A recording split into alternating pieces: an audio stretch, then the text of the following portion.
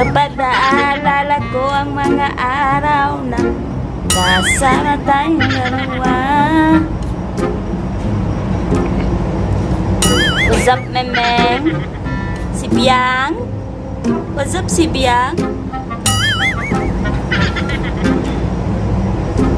Pag naaalala ko ang mga araw na magkasama tayong dalawa, higit sa iyong mga mata, ganon pa rin na tayong masaya.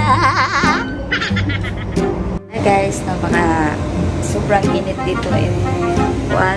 Nakita nyo siguro, grabe ang silang ng araw. So,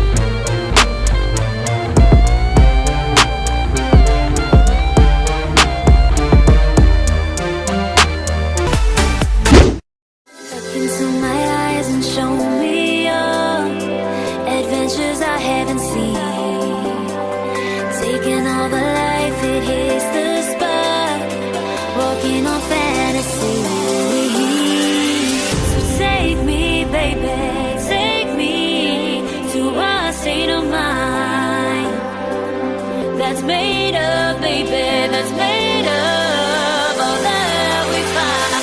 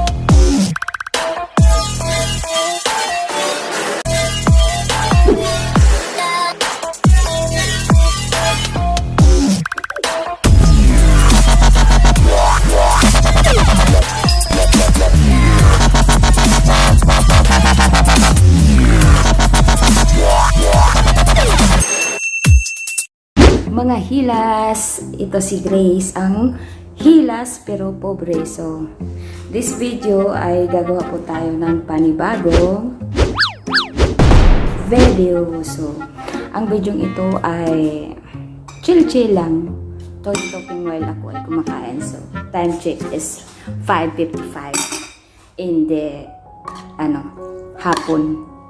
So, ito yung natin. Ito yung ulam, egg with noodles, more energy, and rice, Arabic rice. So, dyan muna siya kasi hindi siya makikita. So, nakikita naman siguro ako niyan, di ba?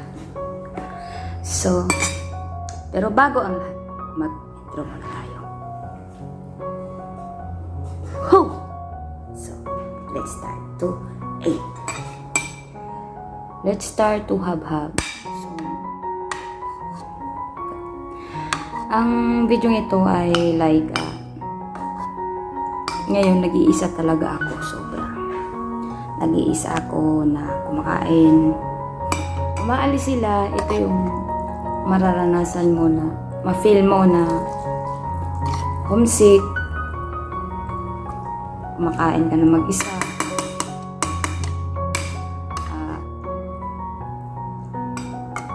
Mapapaisip mo lahat pag ganitong sitwasyon, di ba? So, ginawa ko na lang siya video kasi alam kong maraming nakaka-relate ng ganito. At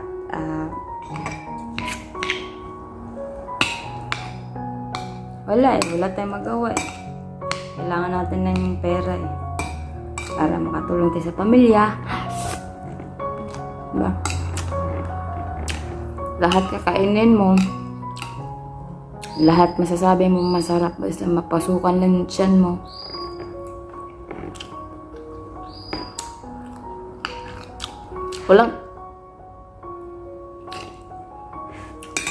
Walang ibang karamay kundi ang pambansang pagkain ng OFW. Noodles. So, diba? Enjoy naman pala pagkausap mo yung sarili mo dito. No? Pag mag-isa ka lang, kausapin mo yung sarili mo. So, alam niyo na. Alam niyo kung bakit pinakausap ko ang sarili ko.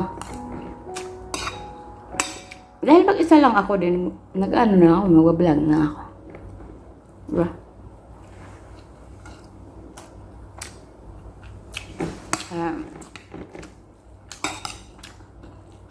Sabi kasi nila, pag kumakain, kain lang, hindi magsasalita kasi bastos daw yung sabi ng mga matatanda eh. Pero, hayaan mo na kasi ako, nag-iisa lang ako.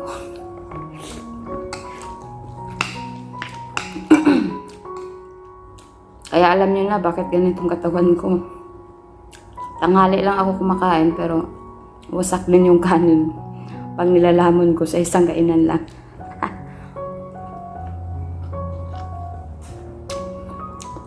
Pag dumating yung amo ko, magugulat din bakit may kausap ako. Hindi pala nila alam na kinakausap ang sarili ko dito sa...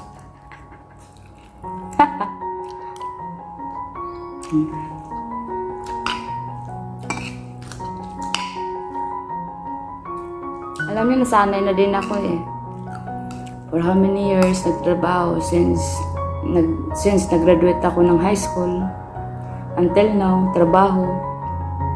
Hindi nakauwi sa pamilya, diba?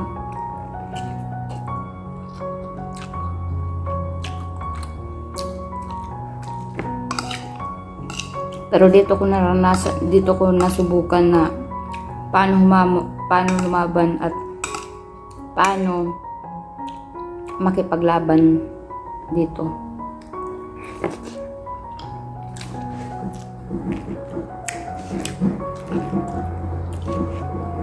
Kasi wala eh. Wala kang choice eh. Ito, yung kuko, ninakaw ko lang. So, tinransfer ako sa baso kasi, siyempre, di ba, maunta tayo?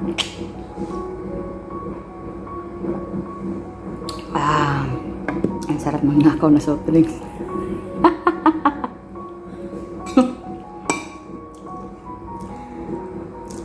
Akala nila,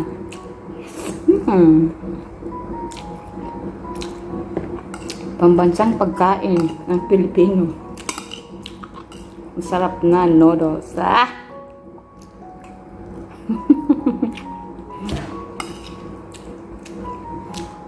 Kaya ito, minsan talaga pag siyempre hindi naman tayo pareho ng time, di ba? Naghahanap pa din ng makakausap mo. Tapos pag titingnan mo sa open nga, pero hindi naman nila sasagutin, sabihin na busy.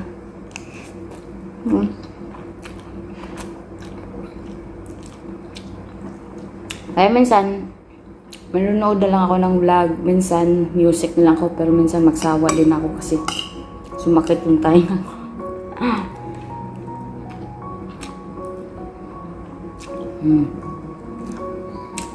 Ganito ako kumain, no? Hindi ako marting kumain.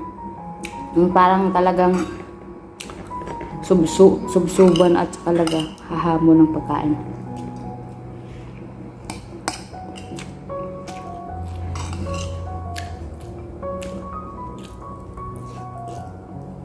Mm.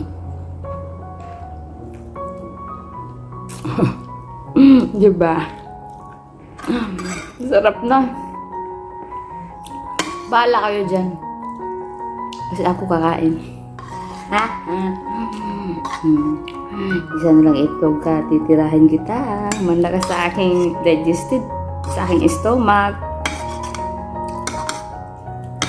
Seconds ka lang sa akin dito sa stomach ko.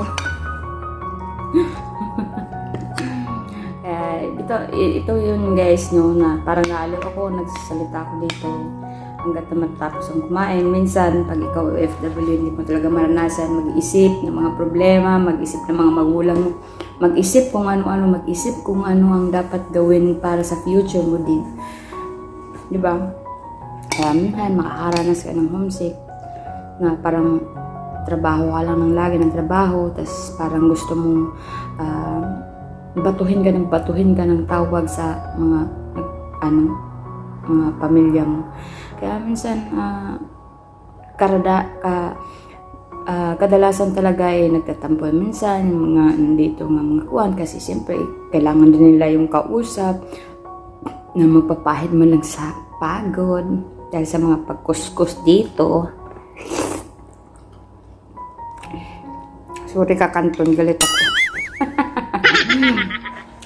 So guys, kung nag-i-enjoy ka sa pagkain ko dito, alam kong marami pa pero mahaba na ang ating kwento.